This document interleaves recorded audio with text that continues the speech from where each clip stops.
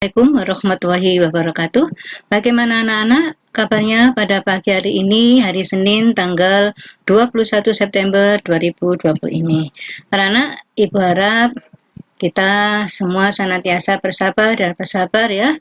Dan bismillah, kita insya Allah akan sangat kuat menghadapi masa pandemi yang saat ini masih belum menentu ini.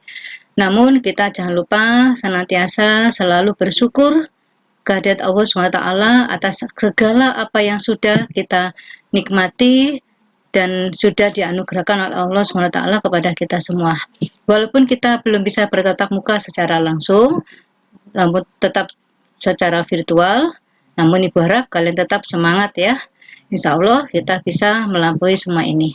Kita tetap berdoa dan senantiasa bersyukur.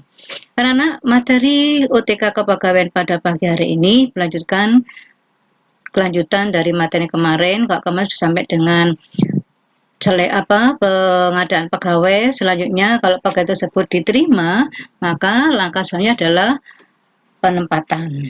Ya, sekarang kita lihat materi berikutnya. Ya, ini penempatan kerja karyawan. Ya.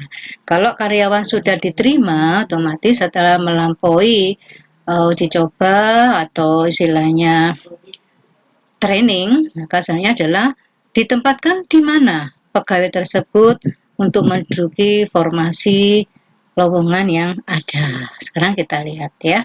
Apa pengertian penempatan itu?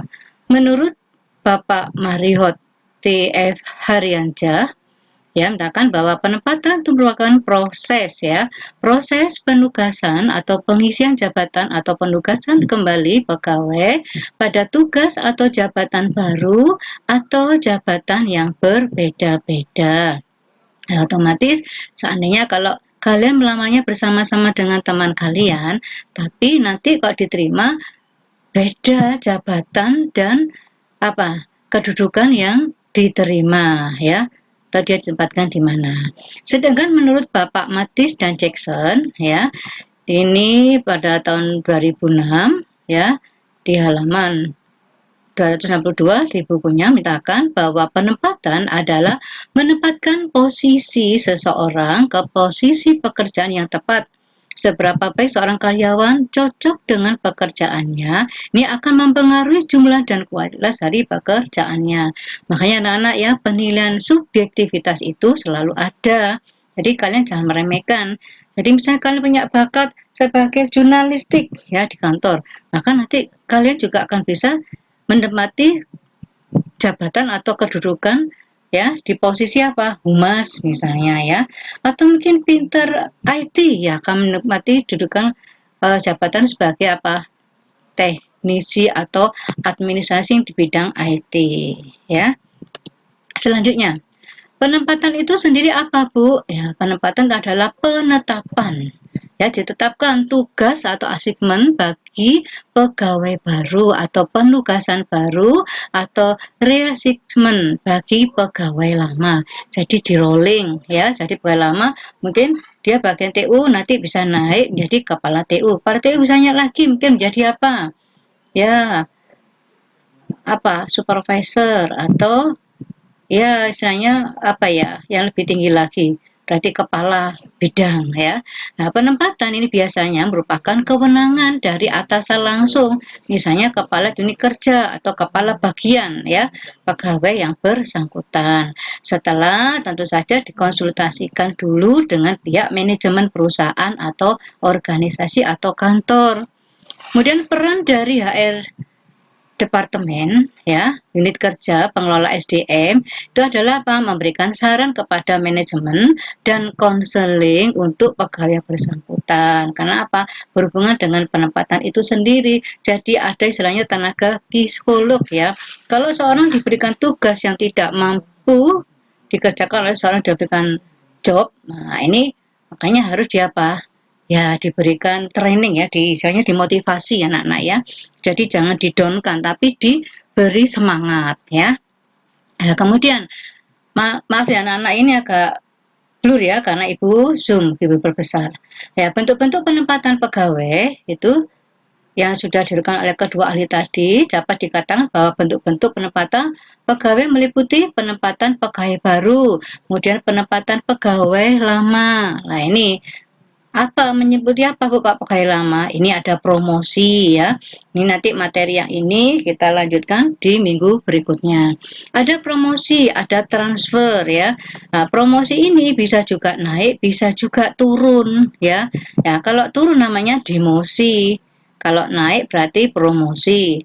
Kemudian kalau transfer ini bisa juga pemutusan hubungan kerja atau PHK ya. Ini kalau saat seperti ini pandemi banyak sekali anak-anaknya yang sudah menjadi korban PHK ini. Namun kita tidak boleh berkecil hati tapi tetap semangat ya, karena insya Allah rezeki itu tidak akan tertukar ya. Kemudian ada misplacement pegawai, miss ya, berarti apa? Menempatkan kembali replacement pada posisi yang lebih sesuai. Ya, jadi dikaji ulang anak-anak. Karyawan tersebut ditarik kembali karena apa? Karena punya keahlian tertentu. Ibaratnya apa? Sesuatu yang dipegang kalau bukan ahlinya, maka akhirnya jadi amburadul. Makanya harus di replay lagi, diulang lagi ya, disesuaikan kebijaksanaannya. Kemudian menugaskan kembali atau reassignment ya, dengan tugas-tugas yang sesuai dengan bakat dan kemampuannya ya. Seperti itu tadi anak-anak ya, ditarik kembali karena apa? Karena memang dia sudah punya bakat di situ, dia sudah menguasai, sudah mumpuni. Kenapa diganti yang baru ya? Karena yang baru juga belum tentu berpengalaman. Nah, kemudian faktor-faktor pertimbangan dalam penempatan karyawan itu apa aja, Bu? Ini ada faktor prestasi akademis, ya, artinya apa? Berkaitan dengan pendidikan, ya, sesuai dengan syarat-syarat yang dibutuhkan. Kemudian ada faktor pengalaman, ya, pengalaman ini adalah guru yang sangat berguna, ya, guru yang sangat baik, ya. Misalnya dia pengalaman di bidang mesin, ya, walaupun dia bukan orang teknik tapi dia pengalamannya banyak karena dapat tahun-tahun.